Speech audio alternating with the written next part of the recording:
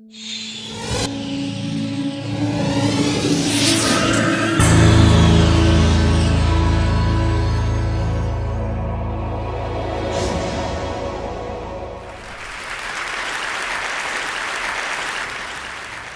few weeks ago, I had a chance to go to Saudi Arabia.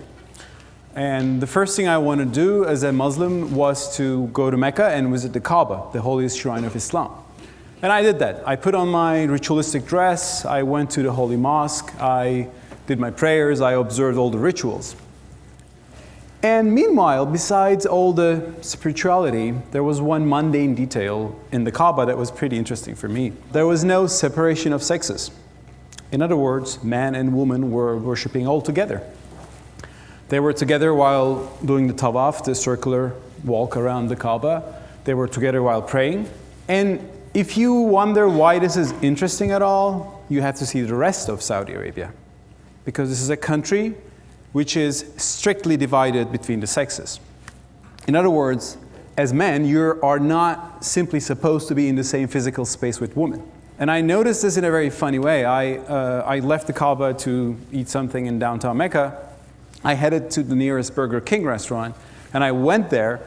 I noticed that there's a male section which is carefully separated from the female section, and I had to pay, order, and eat at the male section. It's funny, I said to myself, you can mingle with the opposite sex at the holy Kaaba, but not at the Burger King?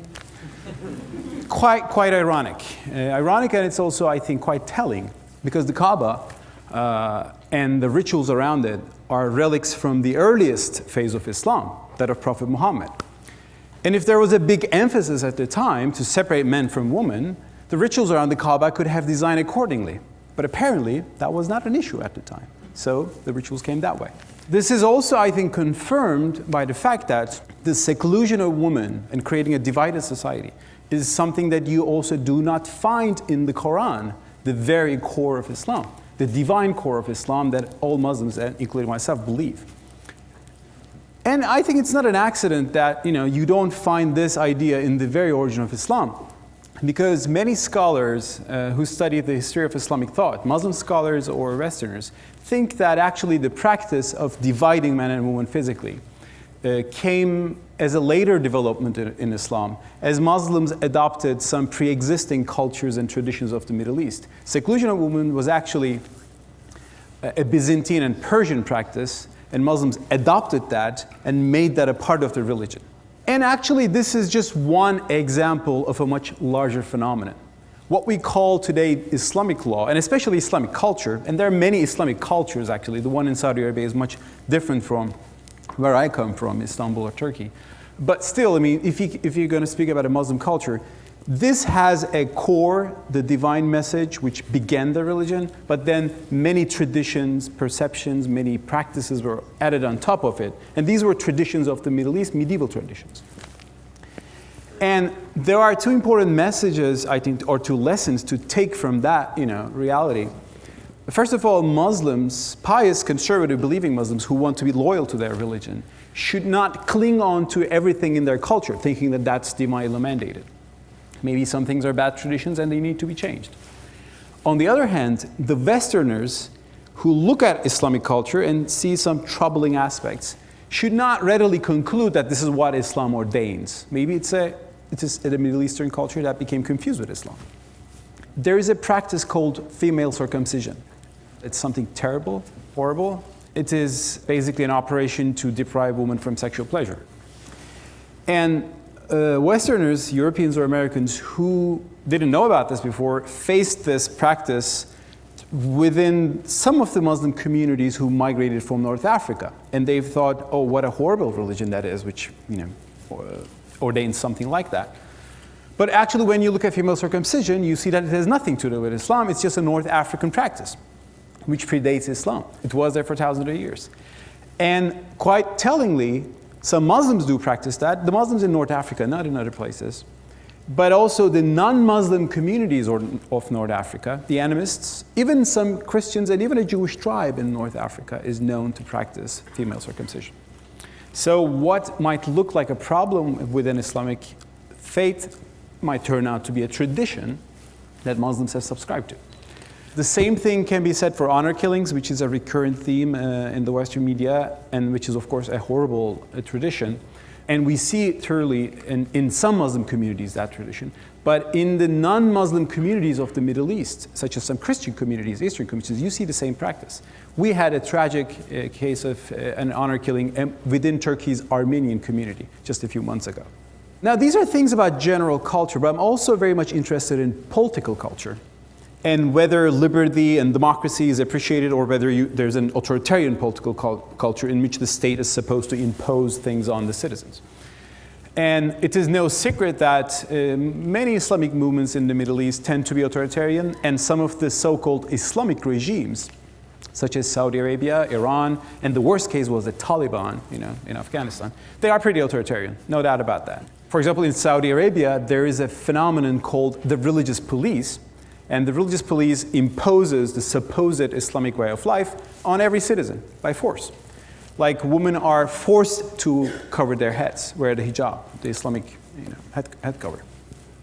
Now, that is pretty authoritarian, and that's something I'm very much critical of. But when I realized that the non-Muslim or the non-Islamic-minded actors in the same geography sometimes behave similarly, I realized that the problem is maybe lies in the political culture of the whole region, not just Islam. Let me give you an example. In Turkey, where I come from, which is a hyper-secular republic, until very recently, we used to have what I call secularism police, which would guard the universities against Wales students. In other words, they would force students to uncover their heads. And I think forcing people to uncover their head is as tyrannical as forcing them to cover it. It should be the citizen's decision. But when I saw that, I said, maybe the problem is just a authoritarian culture in the region, and some Muslims have been influenced by that, but the secular-minded people can be influenced by that. Maybe it's a problem about the political culture, and we have to think about how to change that political culture. Now, these are some of the questions I had in mind about a few years ago when I sat down to write a book. I said, well, I will make a research about how Islam actually came to be what it is today, and what roads were taken, and what roads could have been taken. The name of the book is Islam Without Extremes, A Muslim Case for Liberty. And as the subtitle suggests, I looked at Islamic tradition and the history of Islamic thought from the perspective of individual liberty. And I tried to find what are the strengths with regards to individual liberty. And there are strengths in Islamic tradition. Islam actually, as a monotheistic religion which defined man as a responsible agent by itself, created the idea of the individual in the Middle East and saved it from the communitarianism, the collectivism of the tribe. You can derive many ideas from that. But besides that, I also saw problems within Islamic tradition. But one thing was curious. Most of those problems turn out to be problems that emerged later, not from the very divine core of Islam, the Quran, but from, again, traditions and mentalities, or the interpretations of the Quran that Muslims made in the Middle Ages. The Quran, for example, doesn't condone stoning. There is no punishment on apostasy. There is no punishment on personal sins like drinking. These things which make Islamic law, the troubling aspects of Islamic law, were later developments and later interpretations in Islam. Which means that Muslims can today look at those things and say, well, the core of our religion is here to stay with us. It's our faith, and we will be loyal to it. But we can't change how it was interpreted, because it was interpreted according to the time and milieu in the Middle Ages. Now we are living in a different world with different values and different political systems. That interpretation is quite possible and feasible. Now, if I were the only person thinking that way, but we would be in trouble. But that's not the case at all. Actually, from the 19th century on, there's a whole revisionist, reformist, whatever you call it, tradition, a trend in Islamic thinking. And these were intellectuals or statesmen of the 19th century and later the 20th century, which looked at Europe, basically, and saw that Europe has many things to admire, like science and technology. But not just that, also democracy, parliament, the idea of representation, the idea of equal citizenship. These Muslim thinkers and intellectuals and statesmen of the 19th century looked at Europe, saw these things, they said, why we don't have these things. And they looked back at Islamic tradition. They saw that there are problematic aspects, but they're not the core of religion, so maybe they can be re-understood. And the Quran can be reread in the modern world. That trend is generally called as Islamic modernism. And it was advanced by intellectuals and statesmen, not just as an intellectual idea, though, but also as a political program. And that's why, actually, in the 19th century, the Ottoman Empire, which then covered the whole Middle East, made very important reforms. Reforms like giving Christians and Jews an equal citizenship status, accepting a constitution, accepting a representative parliament, advancing the idea of freedom of religion. And that's why the Ottoman Empire, in its last, actually, decades, turned into a proto-democracy, a constitutional monarchy. And freedom was a very important political value at the time. Similarly, in the Arab world, there was what the great Arab historian Albert Hourani defines as the liberal age. He has a book, Arabic Thought in the Liberal Age. And the liberal age he defines is 19th century and early 20th century. Quite notably, this was the dominant trend in the early 20th century among Islamic thinkers and statesmen and theologians. But there is a very curious pattern in the rest of the 20th century, because we see a sharp decline in this Islamic modernist line. And in place of that, what happens is that Islamism grows as an ideology which is authoritarian, which is quite strident, which is quite anti-Western, and which wants to shape society based on an utopian vision. So Islamism is the problematic idea that really created a lot of problems in the 20th century Islamic world. And even in the very extreme forms of Islamism led to terrorism in the name of Islam, which is actually a practice that I think is against Islam, but some obviously extremists did not think that way. But there's a curious question. If Islamic modernism was so popular in the 19th and early 20th century, why Islamism became so popular in the rest of the 20th century? And this is a question, I think, which needs to be discussed carefully. And in my book, I went into that question as well. And actually, you don't need to be a rocket scientist to understand that. Just you look at the political history of the 20th century and you see, well, things have changed a lot. The context have changed. In the 19th century, when Muslims were looking at Europe as an example, they were independent. They were more self-confident. In the early 20th century, with the fall of the Ottoman Empire, the whole Middle East was colonized. And when you have colonialization, what do you have? You have anti-colonialization. So Europe is not just an example now to emulate, it's an enemy to fight and to resist. So there's a very sharp decline in liberal ideas in the Muslim world, and what you see is more of a defensive, rigid, reactionary strain, which led to Arab socialism, Arab nationalism, and ultimately the Islamist ideology. And when the colonial period ended, what you had was in place of that was generally secular dictators which saved their country but did not bring democracy to the country and established their own dictatorship. And I think the West, at least some powers in the West, particularly the United States, made the mistake of supporting those secular dictators, thinking that they are more helpful for their interests.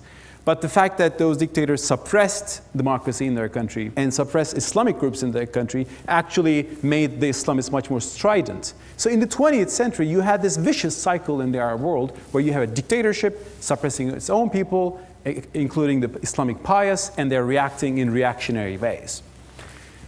There was one country, though, which was able to escape or stay away from that vicious cycle. And that's the country where I'm coming from, but that's Turkey. Turkey has never been colonized, so it remained as an independent nation after the fall of the Ottoman Empire. That's one thing to remember. So it did not share the same anti-colonial hype that you can find in some other countries in the region. Secondly, and most importantly, Turkey became a democracy earlier than any of the countries we were talking about. In 1950, Turkey had the first free and fair elections, which ended the more autocratic secular regime which was in the beginning of Turkey. And the pious Muslims in Turkey saw that they can change the political system by voting. And they realized that democracy is something that is compatible with Islam, compatible with their values, and they've been supportive of democracy. That's an experience that not every other Muslim nation in the Middle East had until very recently. Secondly, in the past 2 decades, thanks to globalization, thanks to the market economy, thanks to the rise of a middle class, we in Turkey see what I define as a rebirth of Islamic modernism. Now, there's a more urban, middle-class, pious Muslims who, again, look at their tradition and see that there are some problems in the tradition, and they understand that they need to be changed and questioned and reformed. And they look at Europe and they see an example, again, to follow. They see an example at least to take some inspiration from. That's why the EU process, Turkey's effort to join the EU, has been supported inside Turkey by the Islamic pious, while some secular nationalists were against that. Well, that process has been a little bit blurred by the fact that not all Europeans are that welcoming, but that's another discussion. But the pro-EU sentiment in Turkey in the past decade has become almost an Islamic cause, and supported by the Islamic liberals and the secular liberals as well, of course. And thanks to that, Turkey has been able to recently create a success story in which Islam and the most pious understandings of Islam have become a part of the democratic game and even contributes to the democratic and economic advance of the country. And this has been an inspiring example right now for some of the Islamic movements or some of the countries in the Arab world. You must have all seen the Arab Spring, which began in Tunis and in Egypt. And Arab masses just revolted against their dictators. They were asking for democracy, they were asking for freedom, and they did not turn out to be the Islamist boogeyman that the dictators were always using to justify their regime. They said that we want freedom, we want democracy, we are Muslim believers, but we want to be living as free people in free societies. Of course, this is a long road. Democracy is not an overnight achievement, it's a process.